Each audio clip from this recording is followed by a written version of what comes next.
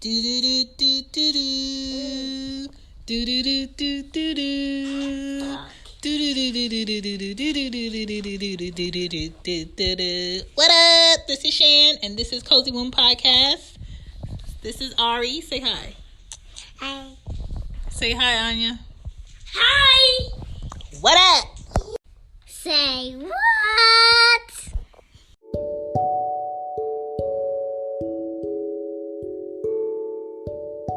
What's up? This is Shan, and this is Cozy Womb Podcast. Welcome back. If you're new, welcome too. What's up?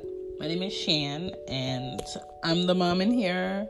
I'm going to talk about extreme violent school fights because that is what is going on right now. We have kids dying from being beat up by students at school. We have kids being stabbed in the classroom and running out of the school. We have kids fighting teachers. We have teachers or professors fighting our students. Like, where is this violence coming from? What is not helping? What is helping to prevent it? All of that. That's what we're talking about. Let's go.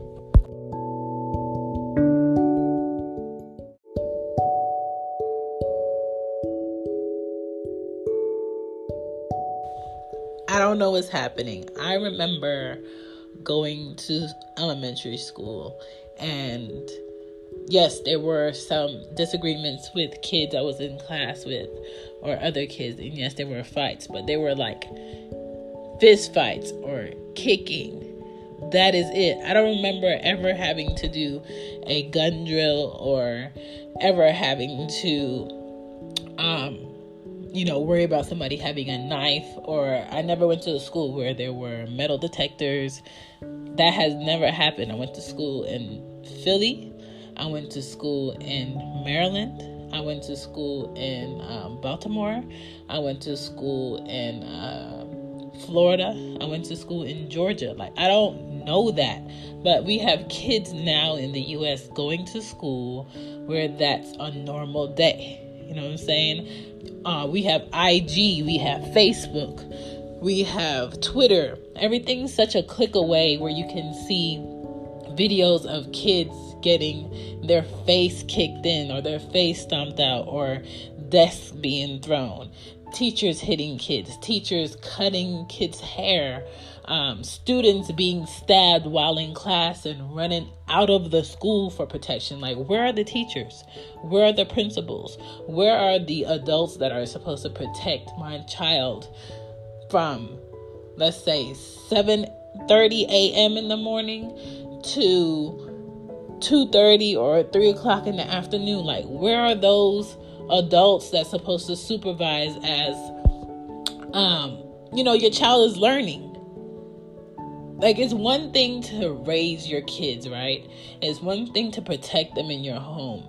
It's one thing to protect them when you go out into the street and you go to parks, to stores, crossing the street, taking the bus, taking the train, being in your car, driving safely. But it's another thing to send them to school to learn, to have fun, to enjoy other kids and worry about other kids potentially hurting your child to the point where they want to kill themselves, or hurting your child to the point where you don't recognize them. They're in a hospital fighting for their life, and the worst of all, losing their life. Like, a little girl, a 5th grader, has lost her life due to wounds from a school fight, and that child has been suspended. What? Could you imagine giving birth, carrying a child for like 9 months, giving birth, raising that child, protecting that child, feeding that child, buying that child what they need, what they want, enjoying birthdays, all to get up to the 5th grade, and you lose your child because you sent them to school like you were supposed to, and you went to work, and another child thought it was important, it was justified for whatever they wanted to do to your kid to hurt them that bad to where they sitting in a hospital bed on a breathing tube with oxygen and lose their life, and now you have to plan a funeral? These kids fighting in school, it's really violent, and it's not even like gangs coming into a school, bullying kids. It's disgusting. Like, why do you have to worry about that as a parent? Like, why is that something I have to worry about? I don't want to worry about that. I just want my kid to go to school, go to class, be able to have a good lunch, be able to have friends, be able to socialize, be able to discover new things about themselves, and come home. And I want to see them when I get home from work. Like, if you see your kid at home, changing, their personality or the way they talk to you, or they don't talk, or they're very to themselves, they're always in their room, or they play with a lot of violent games, or they listen to a lot of trap music, or a lot of loud, harsh, big bass type of music. Even me as an adult, as a 31-year-old woman, certain songs, if I'm driving in traffic, I cannot listen to, because it's going to make me more aggressive. I know that about myself as an adult. So could you imagine a child being exposed to things they do not understand that is making them feel more aggressive, or things they don't know how to just show or display certain emotions in the correct manner to where it's appropriate that they lash out? I want to know right now. I want to know more about that child that put that 5th grader in the hospital, to the point where she lost her life. I want to know more about what their home is like. I want to know more about that child's parent. I want to know more about that child's upbringing. I want to know what was going on with that child as a baby. What was going on with that child as far as who was around that child to make them feel that angry, to have that much malice at school to hurt a child to that point. We have to take a step back and think about what has changed from the time we went to school in school fights till now. Social media, of course, I feel like that's a big thing that has to do with it. Because a lot of people do ignorant things for likes. A lot of people do ignorant things for video shares. A lot of people do ignorant things to embarrass somebody else because they feel pressure from, friends or people they want to hang around, or they feel pressure from their families to be better or to make a name, quote unquote. And they do things and they post it up. We can see more violence automatically within a few seconds now than we could when I was in middle school, than we could when I was in high school, or I was in elementary school. You would have to watch the news for that, or see it in the paper. Now you can just click through your phone or flip your thumbs and it's there. So I feel like social media has a lot to do with it. All these ways of communicating, Twitter, Facebook Live most definitely has a lot to do with it, because you can see things in the moment of it happening. And I get a lot of authority want to have an in on Facebook, want to have an in on Instagram to find people quicker or be able to see your videos quicker. But then you're messing up the balance of privacy that people want when they post what they post. But at the same time, in those instances, I see where that would help. But why are people being so extreme about the fighting? Why are you bringing a knife to school to stab somebody because they made you upset, or they said something to the point where your ego is now bruised? Why are all these kids filled with so much pride in a negative sense to where they can be easily bruised or easily hurt? What are we not encouraging them to do at home? What are we not telling them as parents? Why are we not telling them that we love them, that they're smart, that they're beautiful, that, they're valued, and we're proud of them? Why? I feel like if we were continuously saying those things to these kids who are going to school hurting other kids, they wouldn't want to hurt other kids. For what? Their whole outlook would be, I want to make sure my mom is proud. I want to make sure my dad is proud. I want to make sure my grandma or my grandpa is proud of me because they encourage me so much. They want so much good for me that I'm going to make sure I do everything the best way. I'm going to make sure that I don't embarrass them in school. I feel like that would completely change the outlook of what these kids are doing in school. Like, nobody should be, in a headlock to the point where they can't breathe and they lose their life. Nobody should be beat up in the bathroom when they want to use the bathroom at school, or choked out, or stabbed, or shot, or raped, or harassed while at school. Your child spends so many hours at school that in order for them to come home, see you when you come through the door, 6, 7 o'clock, 8 o'clock at night, and y'all to have a real discussion about what happened to them 13 hours of their day, it's going to take a lot of effort on your part as a parent, but it's going to be very hard for them to feel like, I can't wait for my parent to come through the door so I could tell them everything that happened to me today.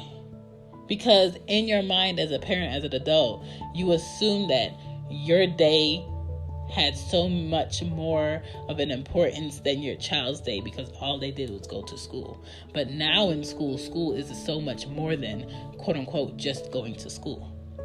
It's pressure, it's other people's opinions, it's social media, it's being liked, it's not being liked, it's being hated, it's instant criticizing, it's instant negativity as soon as you hit that parking lot, as soon as you go through those doors. It's the terrified feeling of going to the bathroom by yourself, or you go to school every day and you hope that this person didn't come to school today. Could you imagine like that pressure?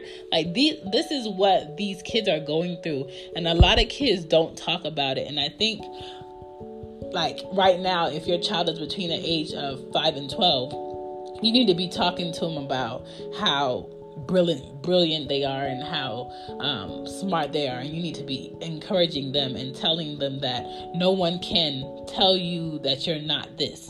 No one can make you do anything that you don't want to do. You're this, and you're going to be great, and tell them why they're great, and tell them what makes them unique, because they need to be able to set themselves apart and be proud of what sets them apart. They need to know the value of who they are before they leave your house. And they need to find the confidence within that. And that is what's going to help them when these school fights occur. And you need to teach your kid how to defend themselves. Not to initiate a fight, but you need to teach them how to defend themselves. And you need to teach them how to think about a situation before they partake in a situation, or how to feel a vibe and move away or walk away and be the smarter person in the room. If you feel like somebody is attacking you or is planning something against you, you tell a teacher, you tell a principal. You call me, you text me, I will leave work and I will show up. Like, what are you saying? What are you saying? You go to the office and you tell them, I need to call my mom. It's an emergency. Like, I don't have any problem with my child feeling like something is not right at school. I don't want to be here. I need you to come get me. Like, what is it that your child does not know that they should know when something like this can come up, like a school fight or a school stabbing or something. Somebody has it out for me, or this person's been sending me messages on Facebook that they're going to do this to me, or they hope I die, or they're consistently always telling me that I'm ugly, or that I'm dumb, or that they're gonna beat me up after school, or oh, you better not come to school, or you better not do this, or you better join my gang, or you ain't a friend of mine, or blah, blah, blah, blah, blah. I want my kids to tell me that. I don't care if you're 5 through 12, 13 to 17, 18 to 25. Anybody bullying you, anybody pressuring you, anybody putting their hands on you, anybody threatening you, you better tell me. You better make sure that teacher knows. And that teacher's job is to make sure the next person above them knows. And that teacher's job is to make sure a parent knows. And that school's job is to make sure I know. I want to know every little thing. And sometimes you can't give your child a letter to give a mom. Sometimes you have to call or send an email and be like, hey, this was sent out. Did you receive such and such? If you're going to take the responsibility of having people's kids in a school, you need to take the responsibility of protecting people's kids in a school. I don't get it. And if there are any kids out there that need help, there are so many resources where your kid can call in or text in or go on their phones and talk to people to help them through any type of physical health or identity issue, mental health, issues with friends, issues with family, relationship and sex help. They help kids between 5 and 12, 13 and 17, 18 and 25. It's called Kids Help Line, and it's kidshelpline.com. Their number on here is 1-800-55-1800. You can either IM them on here on this website. It's 24/7. Like, there's so much help out here. I just think people should look into their resources that's online. If you're on social media so much, your help is a click away. teenonline.org. What else is on here? There's a lot of things for like bullying. If you don't want to tell your mom or your dad or your uncle or your grandma, or you just feel like you don't want to stress them out, talk to somebody else. Talk to another kid. If you have a best friend, talk to them. Or if you want to talk to a complete stranger that has no type of, way to criticize you on what's happening or tell you that you're blowing something out of proportion, it's not a big deal. Go to www.stopbullying.gov. Like, there's so many people out here that want to help kids not have this issue or help you not get to this extent. Also, the kids out there who think it's cool to hurt other kids, it's okay to talk to somebody. It's okay to find something else to do with your anger, because a lot of states have rules and regulations where if you do something in elementary school, it can follow you to adult age. You can be charged as an adult in some states. You need to know your state rights when it comes to what you can do in a school setting and what you can't do in a school setting. Things that you do in middle school can follow you to adult life. Things that you do in high school can give you adult charges depending on how bad it is. Every state is different. Okay? So your anger, your frustration, your sadness, the fact that you are not disciplined enough to deal with what you need to deal with, you need to get help. And if you feel like your child has the same anger issues you had when you were young, now with social media, you need to get them help.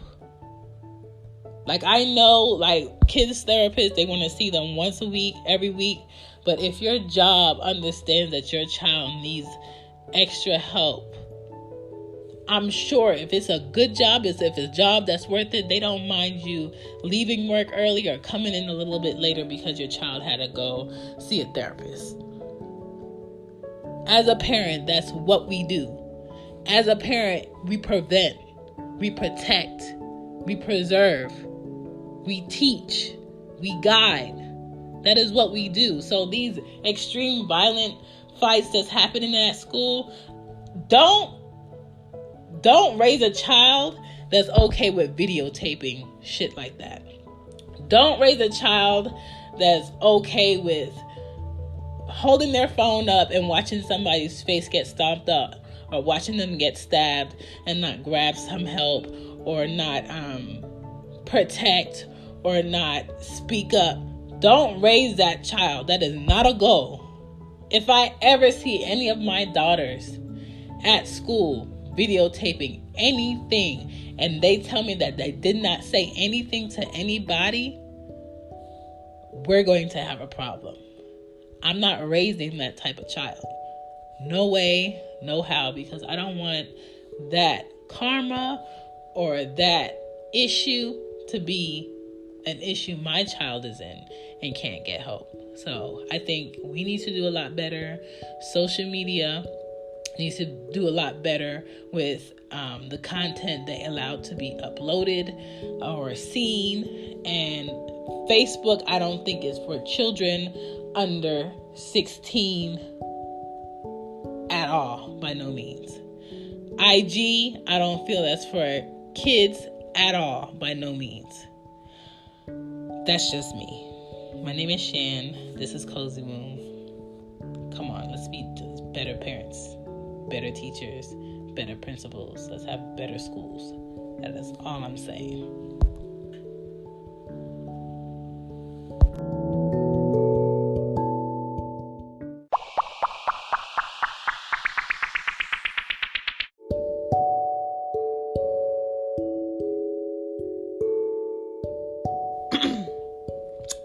This is what's new. I went ahead this past week and created a little shop for Cozy Womb.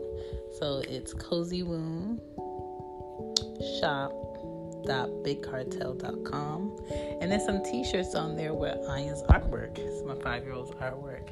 She has artwork all over my house, and when my friends come here, I give some to them. She gives them to them. I mail them to my mom. I mail them to my cousins. Anything to get out her clutter, and my walls are filled with it. So I was like, let me see if I could do something beneficial with these. So I put them on some t-shirts. They're on the site.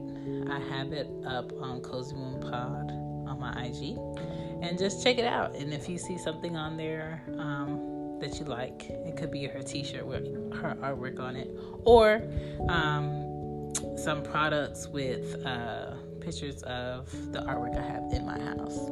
That way we can get Cozy Womb from my home to your home. Peace.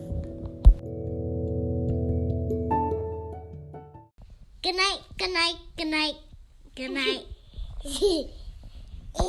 Hey there! Did you know Baker's always gives you savings and rewards on top of our lower-than-low prices? And when you download the Baker's app, you'll enjoy over $500 in savings every week with digital coupons. And don't forget fuel points to help you save up to $1 per gallon at the pump. Want to save even more? With a Boost membership, you'll get double fuel points and free delivery. So shop and save big at Baker's today. Baker's, fresh for everyone. Savings may vary by state. Restrictions apply. See site for details.